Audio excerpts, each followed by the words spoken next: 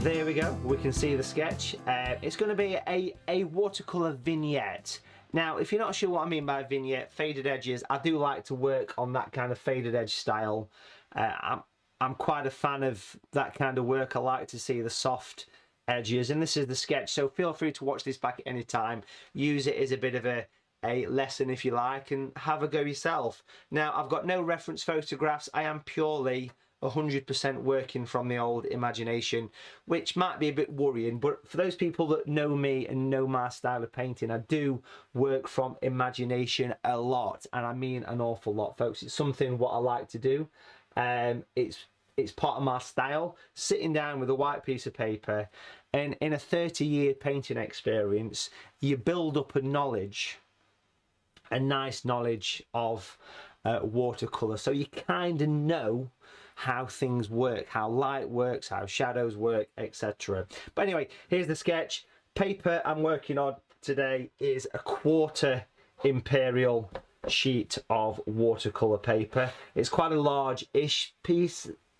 This particular paper here is actually my own personal brand of paper. This is Matthew Palmer watercolour paper, which is available online, of course. It's a cotton paper, a beautiful, beautiful surface to work on. You can see I've sketched it in its 1/4 imperial, which is about 11 by 15 inch. It's a knot surface, NOT surface, middle grain surface. It's also weight wise 140 pounds. That's the weight of the paper. Okay, so that's ready, that's sketched in. Let's look at the palette, folks. We've got it here. What we've got here is my own palette. Again, all this stuff is available online at the SAA and of course watercolour.tv. We've got some natural colours. Now, if you've not come across these before, I'm sure some of you have.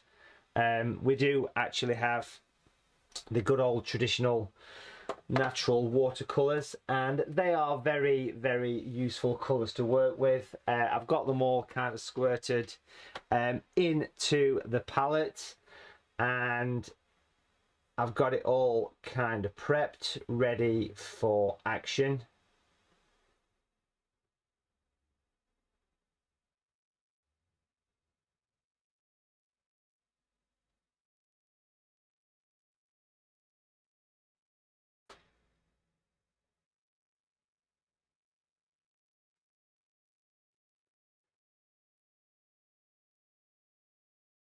Okie dokie, so quick whiz over the colours that we've got.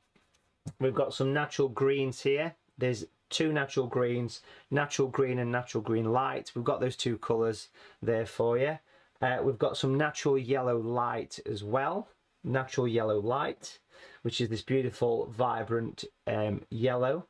We've got some natural orange, some natural violet. Now, natural violet, I've got to say, folks, if you take a quick look here, natural violet is an absolutely belting colour for bluebells. It really does work an absolute treat, folks. Okay, so natural violet, excuse me, hay fever is really bad around here. We're surrounded by all the oil rapeseed at the minute, and it's really getting on the old throat. So apologies if I'm coming across a bit sexy on the old morning voice today, folks. Sexy, that was not the right way to say it. A bit rusty, a bit Rod Stewart.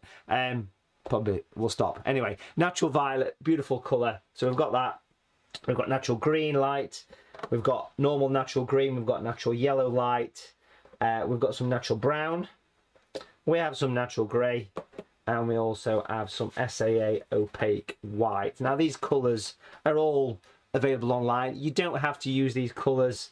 We mention this quite a lot as we kind of go through. So it's up to you how you kind of work. If you want to use your own palette of colours, primary colours, it's all good. I've got these actually squirted into the palette here. They are squirted into the palette. I'm probably going to bring in some other colours as well, like some natural orange I might use on the little cottage that I've popped in. Because if you take a look at the actual sketch, you can see there's a little sort of cottage at the back. So natural orange would be a good colour to bring into play as well, to give that nice impression of that kind of terracotta sort of roof. And also some natural yellow. This is the darker yellow. So there's actually 2 yellows in the range. There's yellow light and yellow. Well, yellow light is a bright yellow. Yellow here is a sandstone colour. So I'll be using that as well. But that's the colours, folks. They're all in the palette, ready to go. Pop those to one side. So let's just quickly mention brushes, and then we're straight off with the actual watercolour painting. And the watercolour painting that we're going to be doing is a Bluebell wood. So I want to be using some brushes that relate to trees. Now, a lot of you will know I've got my own kind of range of brushes. I've got a few standard brushes that I'm going to be using. Here I've got a large brush. This one's a size 20, this one's a size 10, this one's a size 6. They're kind of standard off the shelf brushes. We're going to be using those. We've got some tree and texture brushes here as well. Again, all available online, folks. There's various sizes of tree and texture brushes. There's a small, medium, large, extra large. Just do a quick search on the SAA or Watercolour TV for Matthew Palmer tree and texture brushes. You'll see these in action. Very useful brushes that will really make some of this painting nice and easy. We've also got these beautiful detailing brushes here, branch and detail brushes. Okay, masking fluid is also here, which is actually my first job, so nice and close in to the actual building here. And then we're pretty much ready to pop some of that on to the paper. So what I'm going to do is use an essay. Look at that. I absolutely love masking fluid. It's like, I don't know, it's just like something from that film Alien. But what we're going to do here is we're going to take an SAA masking fluid brush, and we're going to mask off this Cottage and let it dry naturally as well. So I want to mask this off because I want to go dark at the back of it. So basically I'm using the smallest one of the SAA masking fluid brushes here. Work it in, work it in. Let's bring it up to the top here. So protecting these areas nice and wide. Masking fluid, if you've never used it before, you've never lived. Basically what happens with this stuff is it protects the area, keeps it nice and white, and allows you to remove it afterwards. Imagine wax on a piece of paper. It's kind of that. So, and then the difference is that you can remove this where you can't remove wax, where you can't remove it easily. Lovely jubbly. You can smell the fear. Bring that in. Nice protection there. And then also we're going to protect the edge of this little banking. Now, like I said to you folks, I am doing this as a vignette. If you're not sure what a vignette is, basically that's protecting the sides of the paper and not working all the way to the edge. So a vinaigrette, yes, I know, a vinaigrette. Now if you notice that when I took the lid off this fluid, because it's been sat here for a few weeks not used, it's got a bit gummed up, so it's splattered the sky. That's okay, because when masking fluid dries, guess what, it just comes off. So we don't have to worry at all about any of that business. Bring it across. Okay, so if I leave you that there, you can see that we're all protected. We'll pop the lid on because masking fluid doesn't do too well on carpets.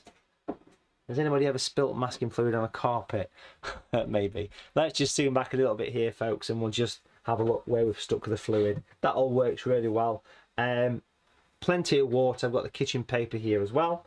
So it's all happening.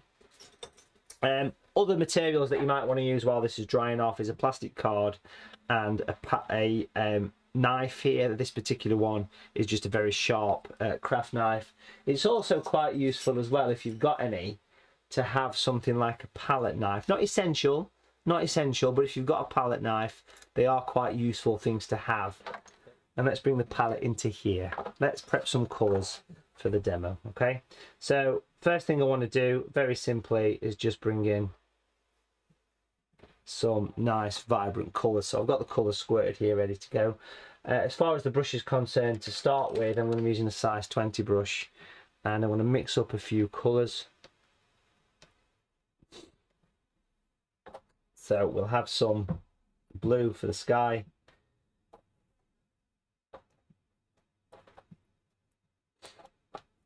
There we go. And then we'll have some nice bright yellow. This particular yellow here is natural yellow light. We'll take that one.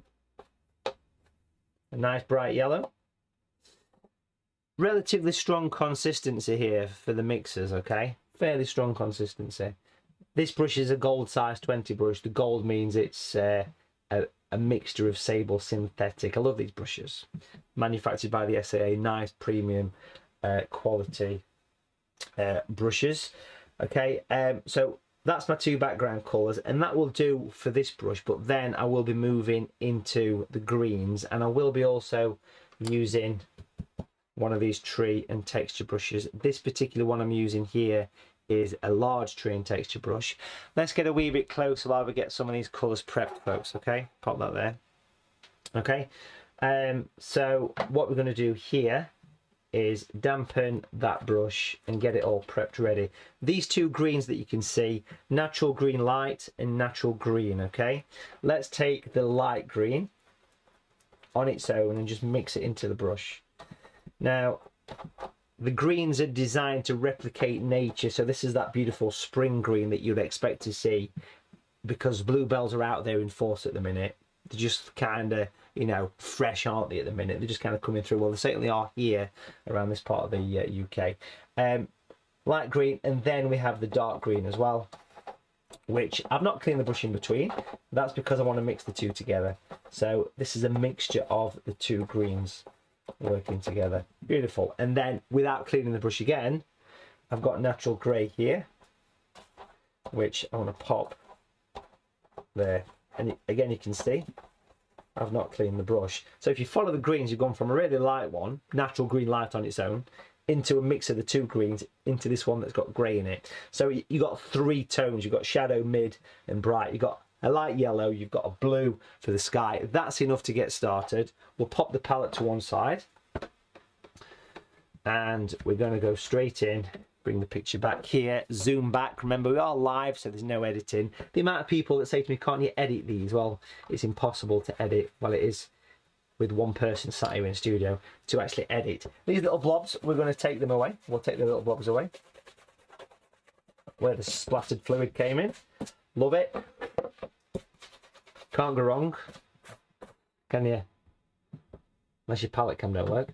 And then what we'll do is we'll just work on the background alone here. So moving this into shot, we've got the big brush, which is the 20, and very, very simply, I'm going to wet the top section of the paper. And here, I want to use those colours. Remember, this is a demo, folks, which is different to a workshop. I'll just quickly mention I am teaching a live virtual workshop this Sunday the 9th of May. Please check it out on watercolour.tv. Okay, so we have the water on. I've not saturated, but there's enough water. It's had a couple of coats of water just on the top section. We're going to go straight to the palette here, and my first colour is going to be the yellow. So I want to bring the yellow in, and we're going to twist the yellow in. I've got the kitchen paper here as well. Twist it in around here, so it kind of, it's like it's the edge of a woodland. Get plenty of the yellow around the cottage here as well. It's nice to get that spring sort of colours, and yellows and bright greens always, you know, kind of remind me of the old springtime as well. Beautiful, lovely job. Clean brush at this point, a nice clean brush. And then we've got natural blue. Natural blue is a lovely sky blue designed for replicating the old sky. And we'll bring that in. Now, like I say, I'm not working all the way to the edge here, so I'm going to bring that in and loosely working in between the yellow spots, but eventually I'll start to move the blue into the yellow and that'll go green. So mixing on the paper, lovely way of working if you've never tried it, folks. So you're starting to get that nice bit of colour even at this early stage in this watercolour project. Bring it in. Excellent. And then we'll go for the greens. Let's go for the light green first. Twisting away with the brush.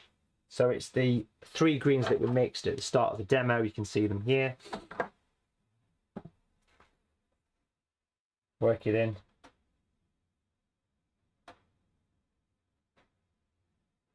So a nice bit of background, all while the paper's damp. It's just a nice way to do it. It's a nice way to do it. Moving into the slightly darker green, which is the mid one.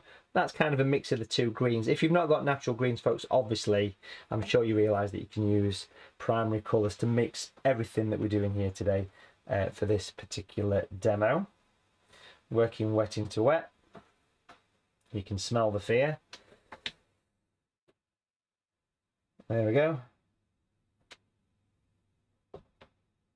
And then going even darker along the base. That's the one that's got the natural grey with it. If you've not got natural grey, folks, have a look into it, because it's a very, very useful colour. It's just perfect colour for doing shadowy areas. It really does work, an absolute treat. Now, once that's gone in, it's quite patchy. It's fine. It's not a problem. Because we're going to move on to tree brushes in a second.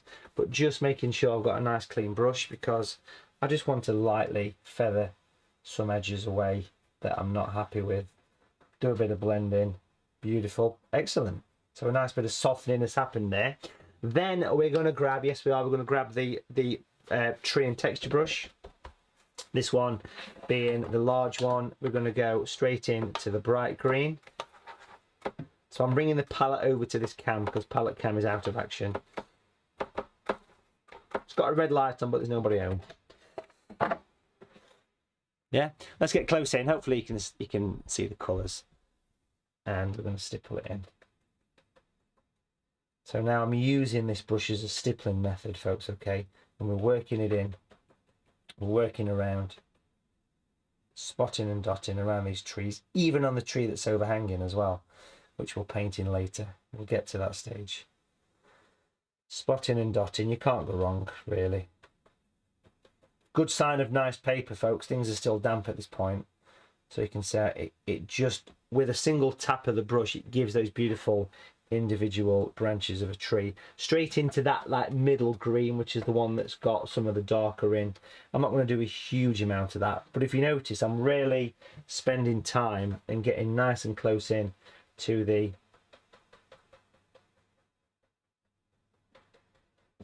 cottage. The masking fluid is doing its job well. Beautiful. I'm kind of on autopilot now, because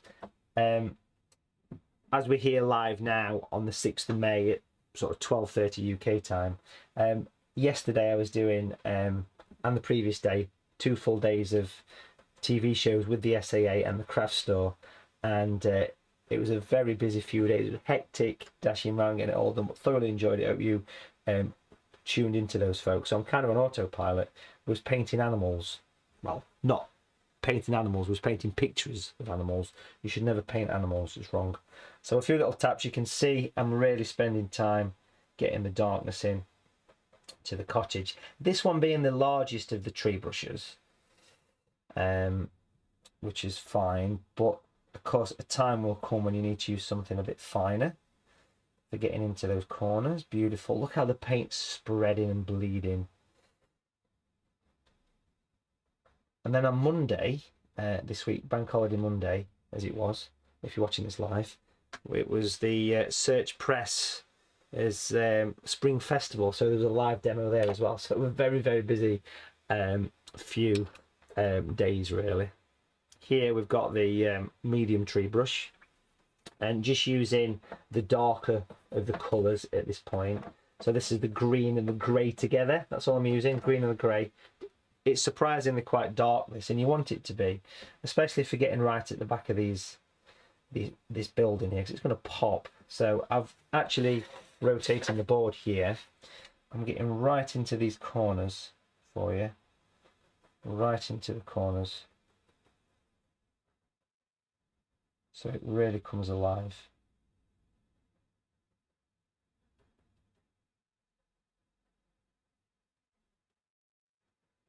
Excellent. So that darkness is going to make the Bluebell area pop in the foreground. Look how dark we're going. To blend all this in, simply clean your brush, squeeze it through some kitchen paper, and then lightly stipple over the top of the actual paint, and it'll just blend it in. Feel free to add any other little bits of colour that you want to around with the tree brush. You want to get any extra little bits of shadows in, but that's the basic solid mass of that area.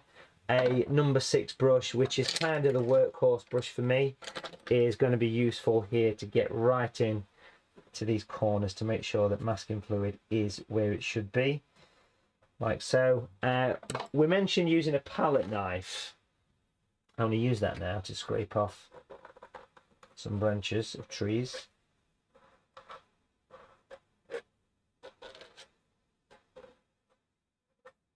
Because I've spent a lot of time doing the stippling, let's get close into that. It really does work nice. These aren't the main trees. Now, if you've not got a palette knife, that's where you can use a plastic card. So that's why I said it's useful to have a plastic card as well.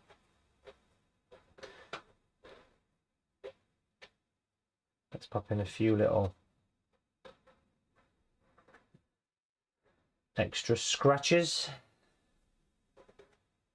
Think silver birch trees.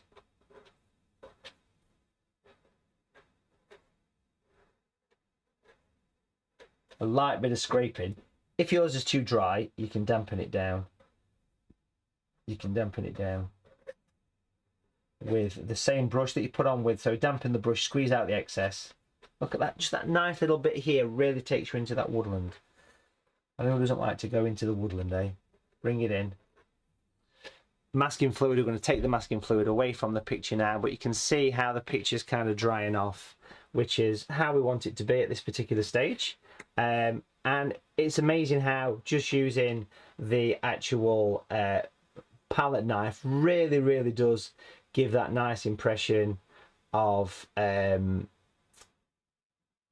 sort of distant trees, branches. It really does work quite well, and it's such a nice effect as well. So masking fluid, you can take it off with your finger, which is what I want to do here. You can use a rubber, you can use a mask away, which is an SIA product as well, but just rub it off. If the masking fluid is quite old, sometimes using a mask away eraser is a good way to do it. So we'll just take that out, brush it onto the floor in the studio here. If you've got any little bits here that you can't really get off too well, that's when you can think about using something like an eraser, or those mask aways really get them off.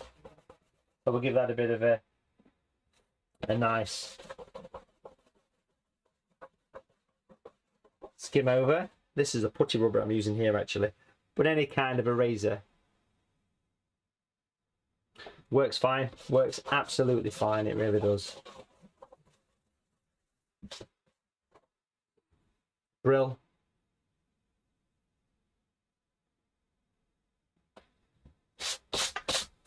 Okay, cool. Now, if you look at the sketch, you can see the footpath that kind of weaves around in the foreground. So that is my next stage. Let's bring that in.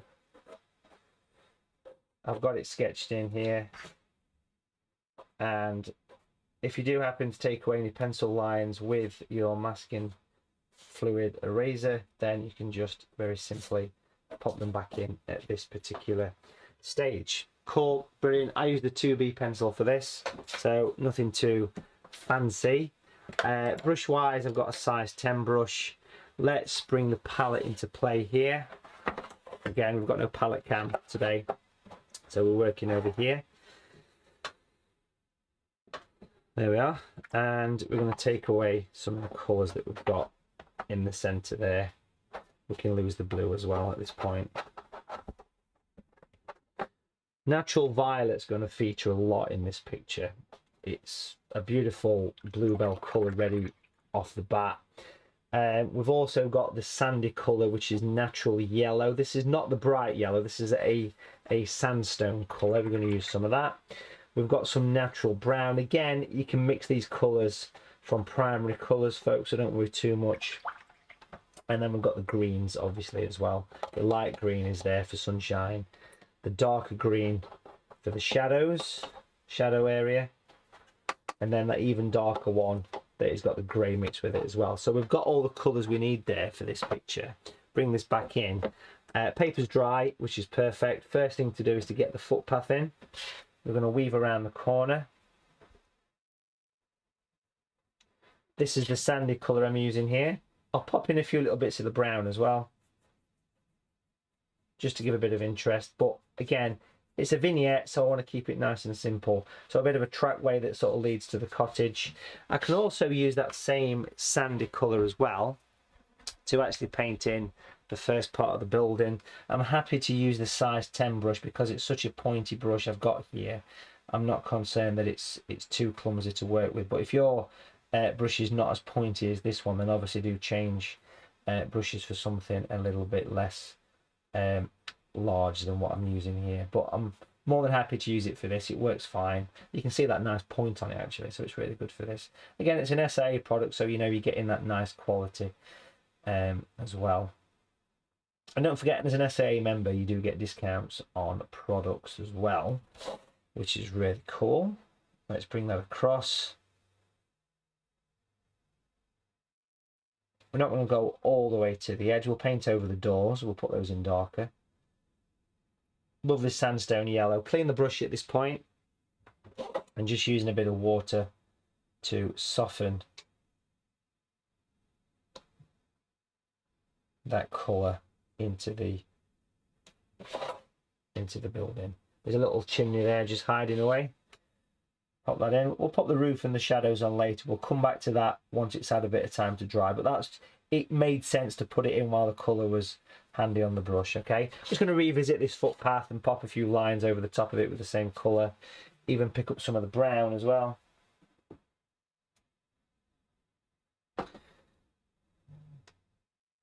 Yeah, but where's your light coming from? Well, we've not discovered that bit yet, have we? We'll get to that. Let's just pop some little bits of interest around this, around the edge of the path here. Beautiful. You can smell the fear. Bring it across. Take it down. Bit of water just to blend and soften and adjust the colours. But I'm happy with how that's gone in as a starting point. And then we can put the first wash of colour on the bluebells. We'll come back to that entire area once it's had a little bit of time to dry. I love the vignette style, folks, really do. Okay, so we spoke about natural violet. It's mixed for two reasons. In my mind, I produced natural violet for two reasons. One, for doing bluebells, and two, for doing winter scenes. Actually, it's good for nighttime skies as well. But first thing I want to do is put some light green into this, because it's not all bluebell colour. And we'll do both sides. We'll pop a little bit of light green in there. That'll give us some light. And then we'll go straight in to wonderful natural violet, which is a lovely purpley tinge. And it works really, really well as a colour. Just ideal for bluebells. Bring it in. And of course, as it dries, it goes more bluebell colour as well, which is lovely. So we'll pop that in on both sides.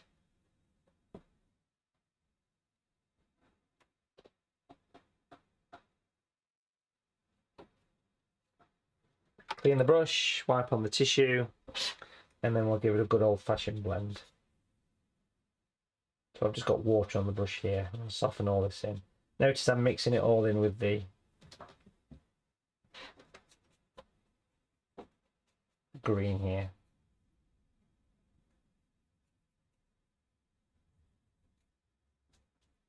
Just keep dipping your brush in the water and just keep encouraging that paint to blend and soften. Keep working with it, let the colour mix, it'll grow on you.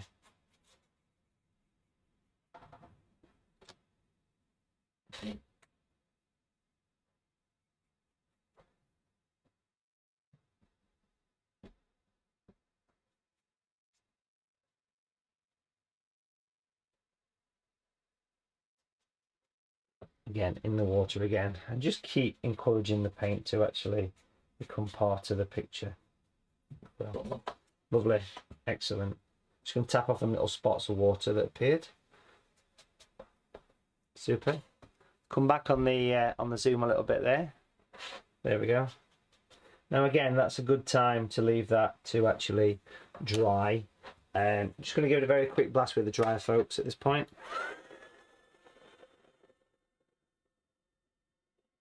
So just using the dryer here, give it a blast, and I'll work over the top to give that nice bit of texture once it's dry. And that's when you see the violet come through. That's when the colour really comes through. When it dries, it's a subtle violet, but that's exactly what it wants to be. It doesn't want to be a strong violet by any means. The bluebells.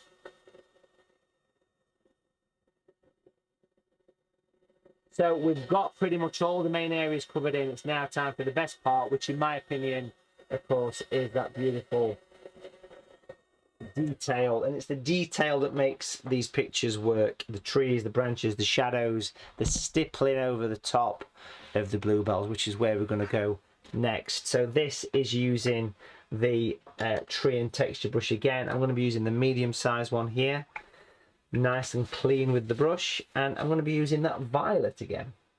I'm using the violet again. So I've picked up some violet. I'm tapping off the excess on the tissue, and we're going to be working in some areas. You can see the texture straight away, working up here from the edges, going back into the picture, working over the edge on both sides. We'll come down here. Look, we can actually overlap the edge here, which is quite nice. Bring it up.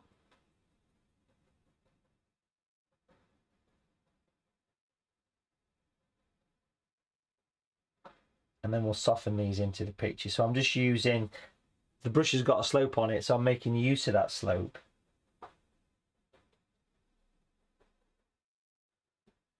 It's lovely to see the rich violet come through here. It's quite a cold violet. It's got a lot of blue in it, but that is intentional because that's why it works so well for winter scenes as well as bluebells. So water on the brush, and I'm literally being quite loose here. So I'm picking the water up, giving it a bit of a tap on tissue, and I'm basically blending. I'm stippling around these areas to help it all to work in. So don't be afraid to be quite heavy-handed. Watercolour paper is designed to be abused. We say this all the time, you know, so give it some welly, give it some welly. Don't be afraid to blend it, scrub it, soften it, scrub the brush against the surface of the paper. It all works well. But stippling it in is a nice way of creating blends, softness. There we go. I'm getting A fever just looking at this picture. Bring it in. I think I'm allergic to bluebells this morning. Perfect. So we've got texture. I want to dilute the colour, so I'm diluting the colour. Diluting it quite a bit on the tissue a few times. And very gently just going to skim over all of those areas with that tree and texture brush.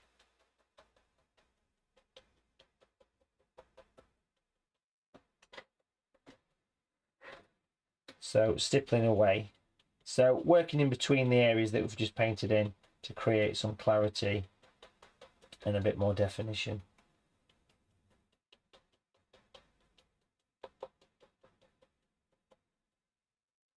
There we go.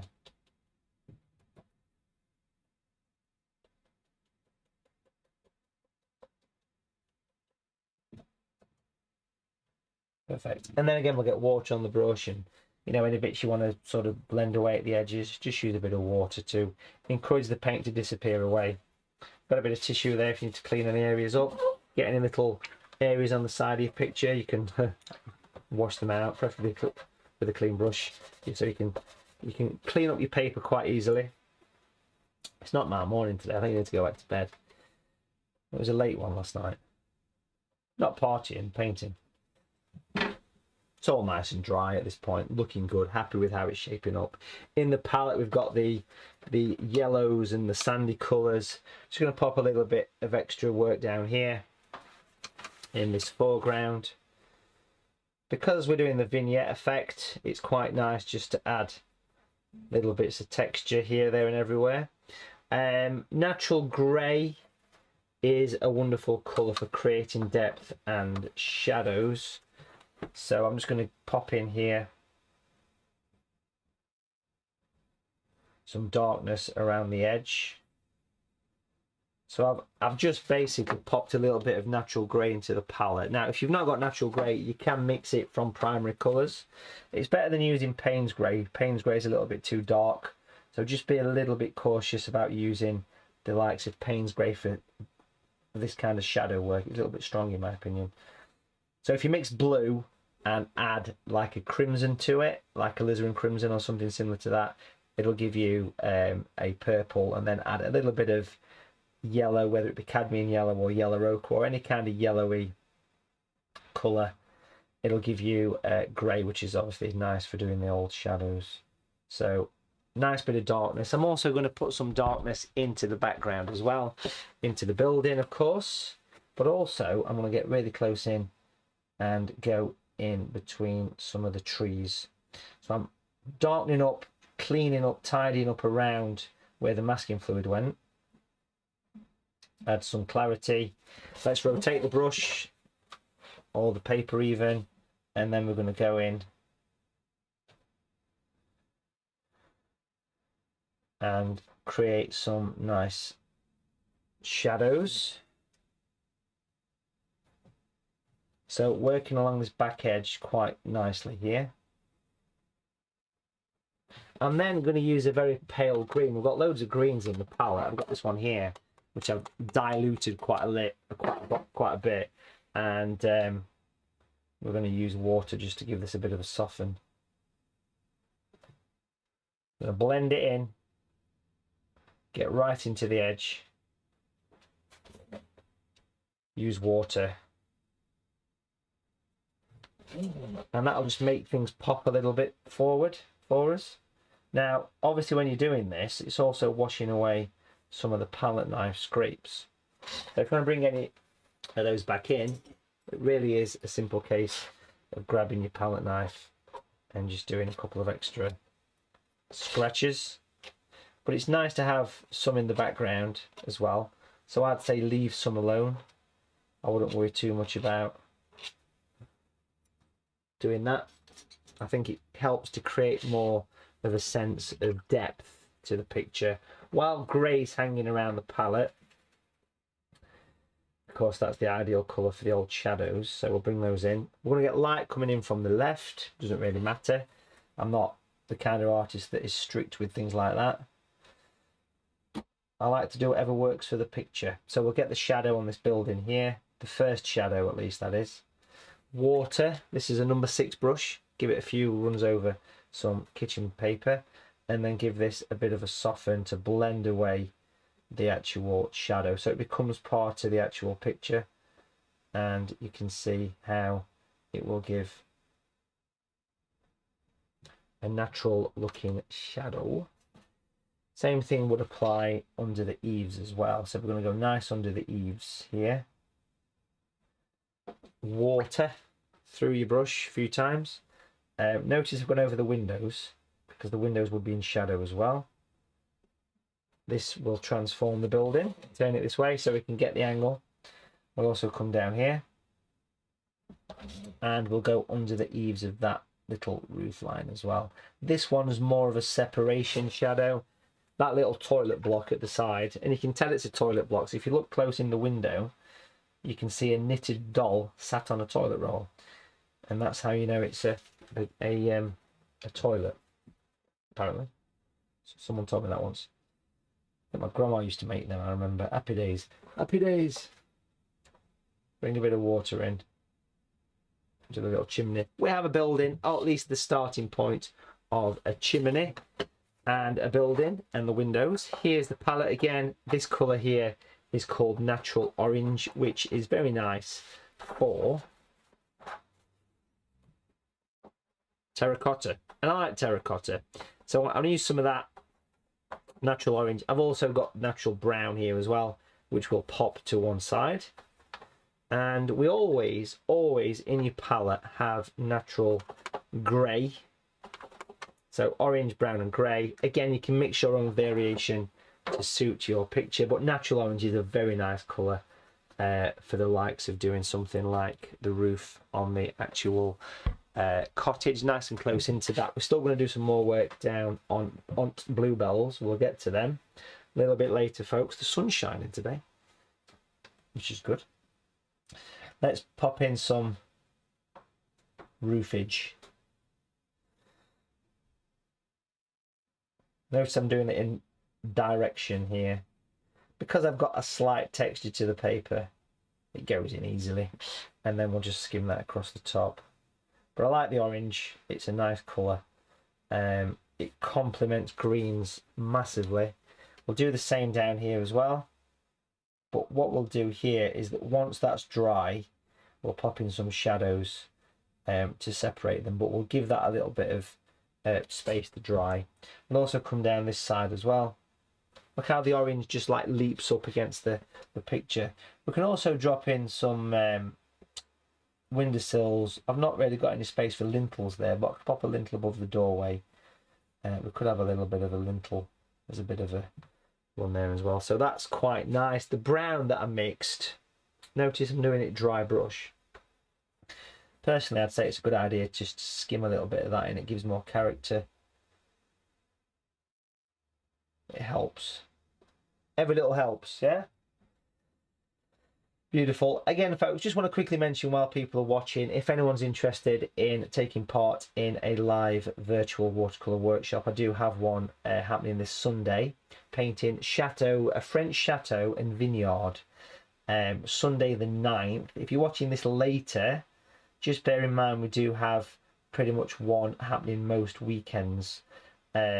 So to book on one of those, head on over to www.watercolour.tv. There is a link in the description. If you can't watch live, you can watch at any time, as much or as little as you like, because that's the really cool thing about these workshops, is that once you've bought the workshop for the £10, it's yours to keep.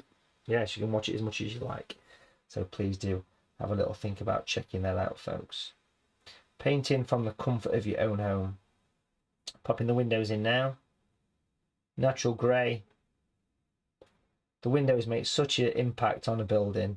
It's like putting the eyes on the animals. Lovely thing to see there. So we'll pop a little L shape for that window there. We'll pop an L shape for the doorway as well.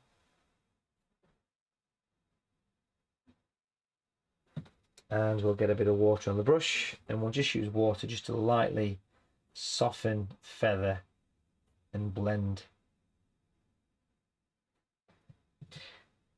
The palette's got all sorts of random colours in. Now, you remember I used that natural yellow sandstone colour for doing the footpath. But I want to grab a little bit of that because I feel like I want to drop in some little bits of stonework, little flicks of stonework, just randomly.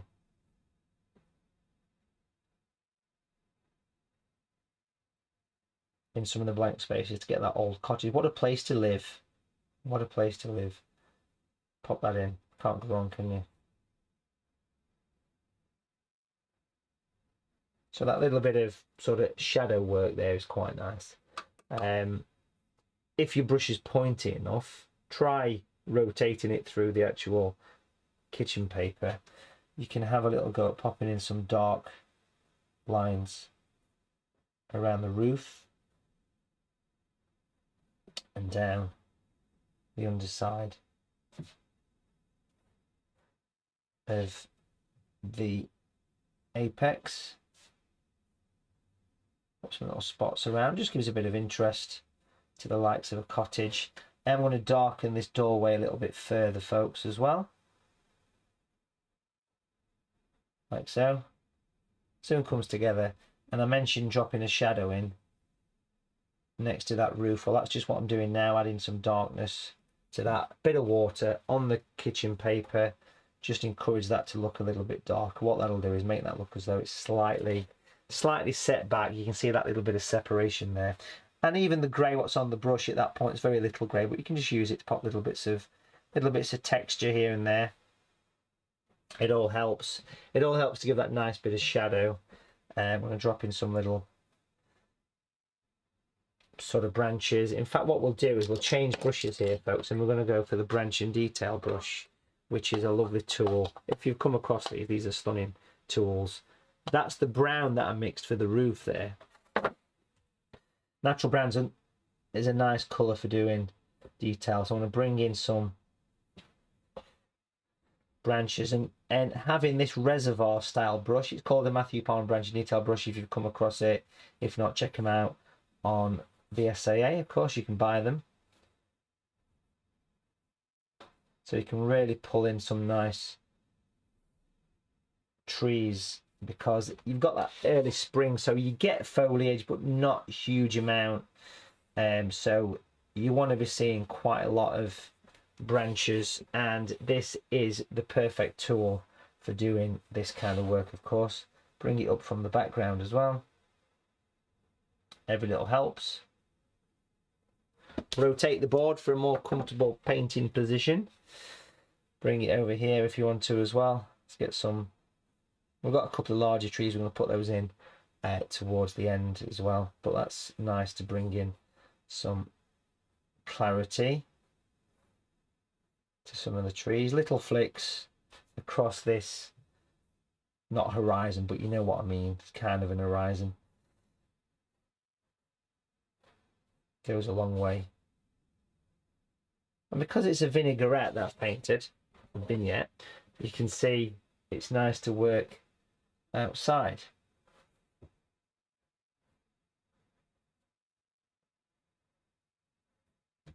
As well, which is really nice.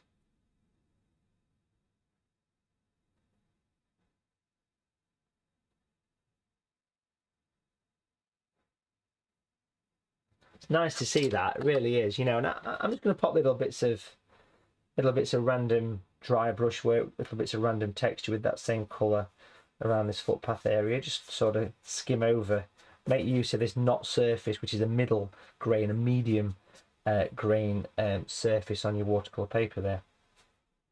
Smashing. What a difference it makes adding some branches, a bit of brown, and that kind of thing. It really does add a nice bit of interest. I hope it's looking okay, folks, on the picture so far. We've got some nice detail coming through.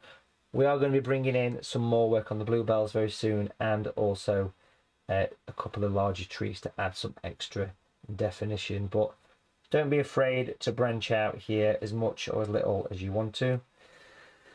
Let's pop that brush away. Let's go for the,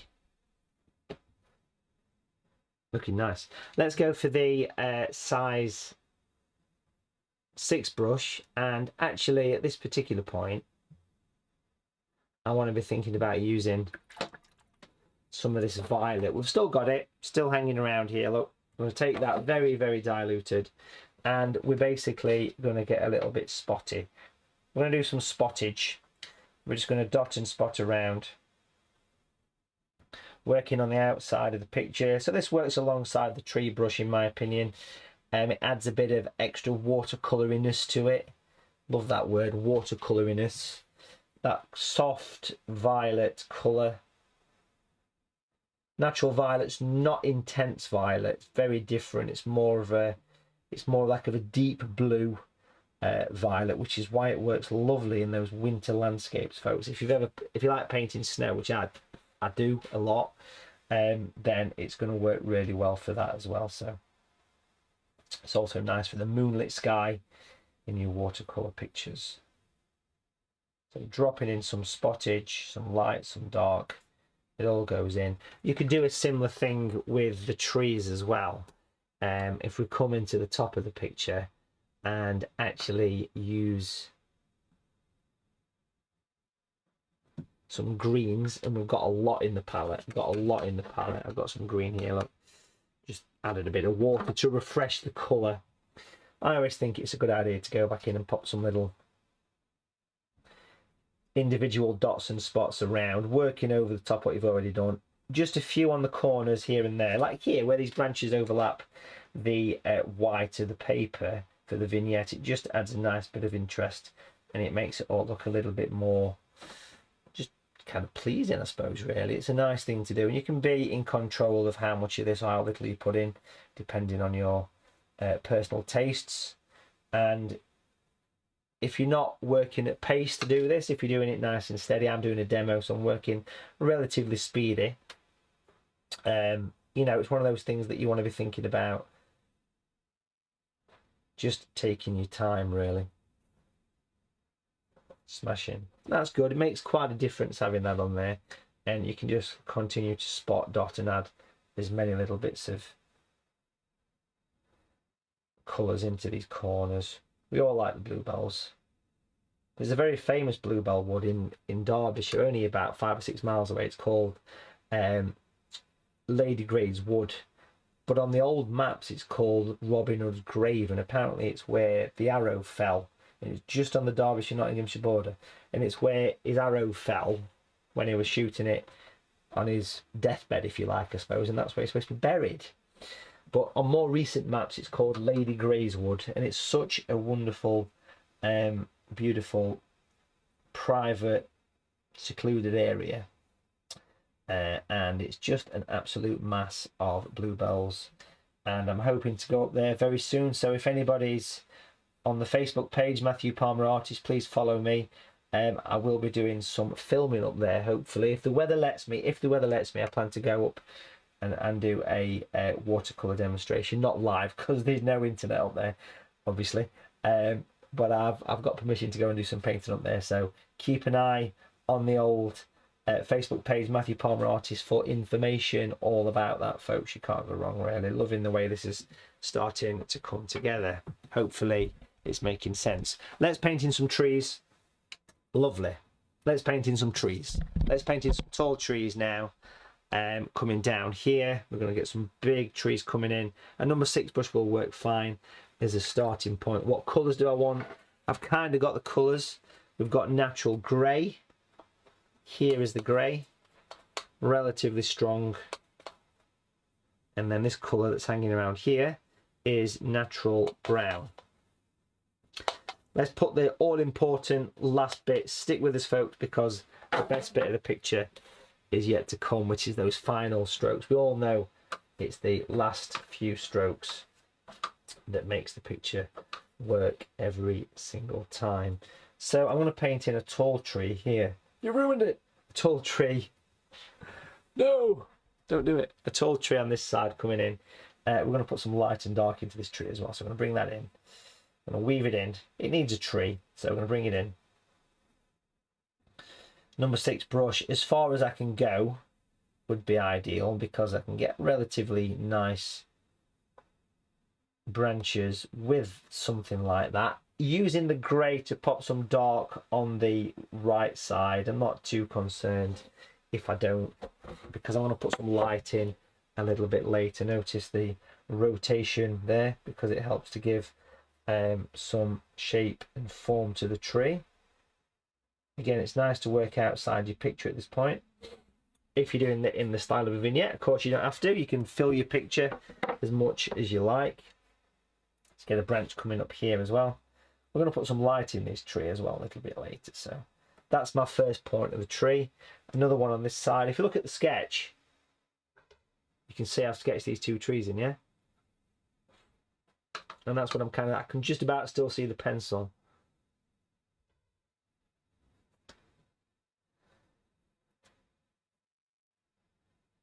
So I'm going to bring that up here. And I'm just tapering. I'm tapering it away so it gets nice and fine. And again, it's nice to bring these outside your picture. Now, once you get to a certain stage in the tree with the 6 brush, you want to be thinking about moving over to the beautiful branch and detail brushes, which we have here. So I've loaded up this part of the brush, which has given me that nice tip to work with, and then I can now branch out literally to add some nice branches to the tree. And this is going to bring this forward, connect it, make more of a woodland atmosphere, I guess. More, obviously more trees, more of a woodland, you know. So the main idea of this brush is that you don't have to reload it every few minutes like you would a rigger brush. It's very pointy as well, very pointy. So you get that nice detail. And you can see I can really get them coming in here, get them overlapping, get them intertwining. Rotate, look at that, beautiful. Rotating the brush around as well to create some definition, detail, sharpness, clarity.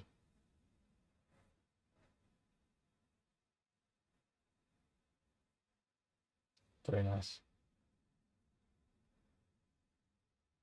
I want to put some light in these trees as well, and I did mention that again, so just kind of stick with us, folks, you know? Don't go anywhere. We're getting there.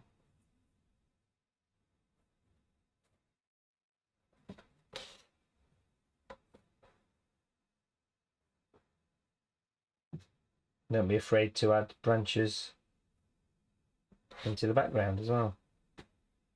Get some shadows onto the landscape as well, some cast shadows following the contour. Let it all weave in, let it all become part of the background.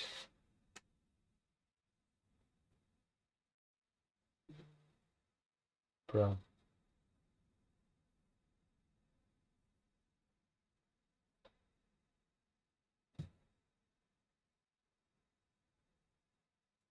Excellent.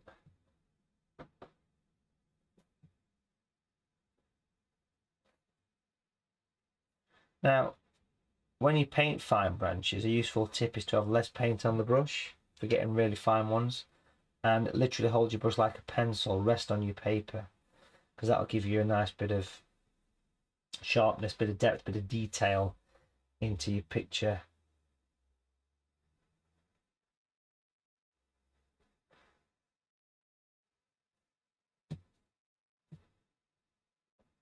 And just maintain that rotation. This kind of frames the picture, don't it, putting this on? And again, just bear in mind, I'm going to bring in some light and some extra leaf to this tree, so do stick with us, folks.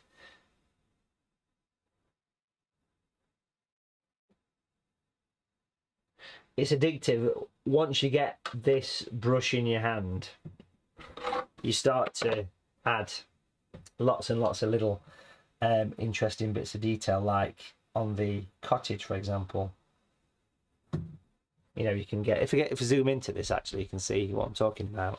You can start to put little bits of lines under the ridge tiles and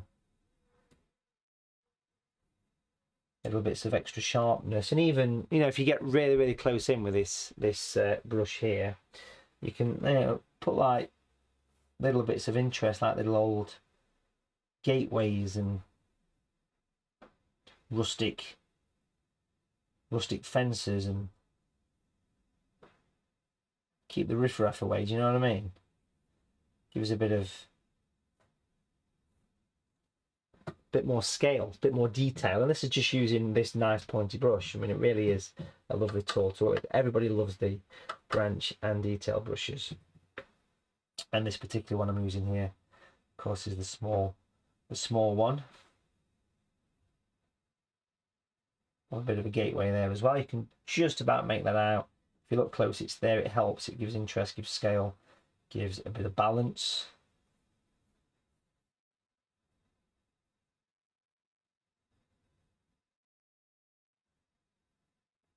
Just, you know, it's people that are taking part in the workshops, you know, the live workshops, always make a point of saying to new people, you know, make sure you stay through to the end, because that's the stage that it starts to, you know, really come together. When all this stuff starts to go in, because you start to use this really like a pen, and it's a great little way to add that lovely bit of sharpness and detail to the picture. It really does make all the difference. So if we come back to the whole picture here, we can see hopefully how this thing's shaping up, looking good. Happy with this. I'm going to put some leaf around and some highlights. I'm just going to use a number 6 brush for putting some leaf on. If we take a quick look at the old palette here, we can see we've got those original greens I mixed right at the beginning. I'm just grabbing some of them, refreshing them with a bit of water, bit of Derbyshire water, because over here wants a bit of leaf in my opinion. And I'm going to spot and dot with the tip of a number 6 brush. And of course it's going to add those spring leaf, the individual leaf to the tops of the trees. Try and be a bit jittery. Can you be a bit jittery when you do this? Because if you struggle to do random, here's a useful tip. Swap hands. Or, try that actually, see what happens. Or you could strap it to one of those vibrating gadgets you've got in your house and switch it on, or it'll make your brush jitter. You know, like an electric toothbrush or something like that.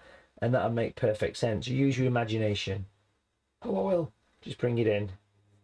And it spreads it outside the picture, even down here in this little foreground. Let's pop in some little bits of, let's put some little flicks, some tufts of grass coming up here. Let's put some spots and dots around. So it's creating a corner, an interest in the picture. There's no reason why you can't do this. And I like on vignettes, and I do a lot of them, I do like to see a bit of stuff expanding, growing out from the edge of the actual picture. So a few little blades of grass and a few little, there's a stray hair there from the brush. And it's just a nice thing to add. You could even push the boat out with a bit of violet. Brace yourselves. We're going to do a bit of tapping here. Stippling, splattering. If you want to play it cautious, if you splatter, you need to pop some tissue or paper over the top of the picture to protect it. But just a gentle tap against your finger, it actually gives quite a nice little extra bit of Bluebell foreground detail.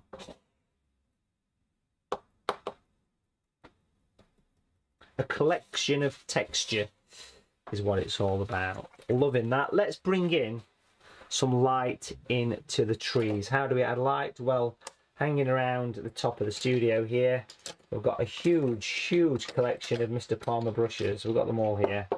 Let's get them on. Normally you'd see them on the palette cam, but we can't. So we've got a branch and detail brush here. We've got the tree brushes, the fan brushes, but this particular one is a lift out brush. A large or extra large lift out brush with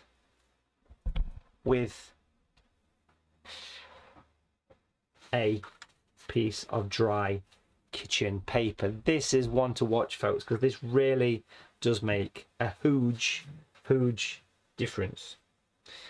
Bit of water. We're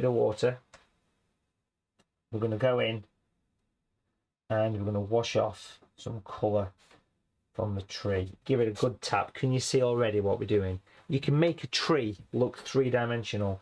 You just use water on the brush. Every time, folks. It's just such a beautiful effect. Removing your light. Yeah, but where's your light coming from? So we're just going to put the little bits of highlights on the left. You can see hopefully how it makes the tree look that little bit more three-dimensional. This is a classic example of every little helps. This tree as well. Bring it in.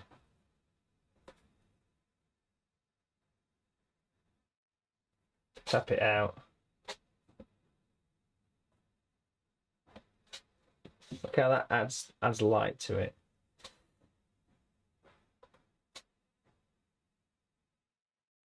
Lifts it up, don't it? Lifts it up. And of course the same thing can be applied to the building as well. If you want to put some extra little bits of light or anything in your cottage, or you know, if you want to add any extra trees, where you painted some of the darker trees in the background, just at the base of them, just wash away a bit of light. It just makes all the difference.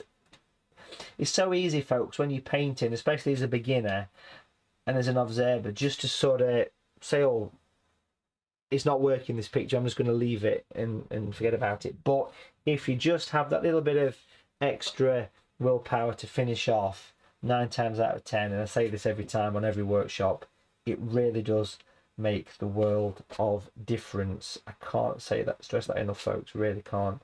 So stick with it, because these little bits of light do, I mean, hopefully you can see that for yourself in the trees, how it's really created interesting effect, illusion of light and dark shining against the tree.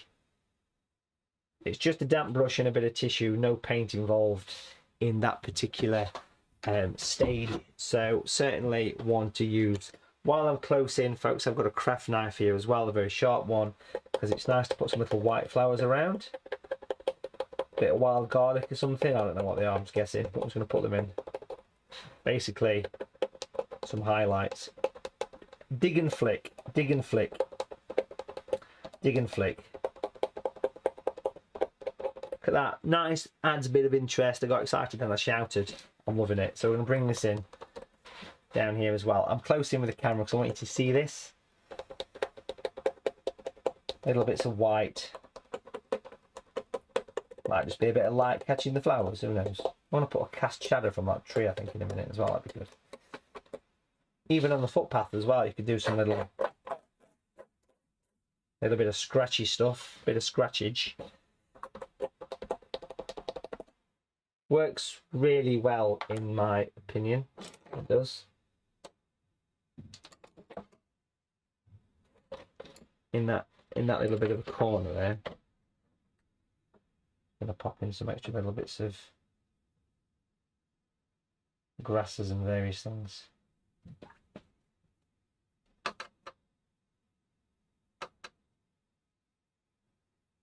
Yeah, so people often say the violet's quite blue, but if you go to a bluebell wood and you look at bluebells, they're like a sort of a very pale violet. Yeah.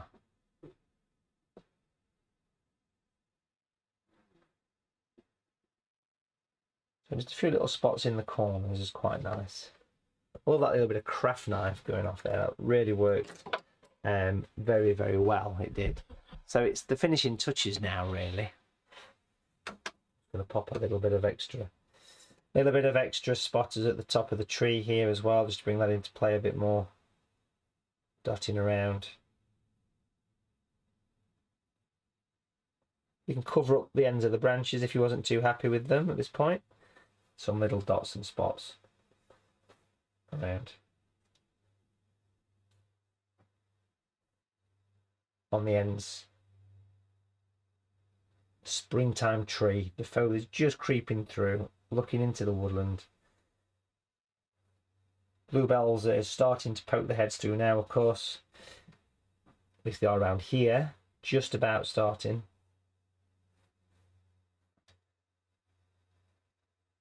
So certainly one to enjoy. These kind of vignettes like this always look really nice with a signature in the corner. So I'm actually going to sign it just sort of here.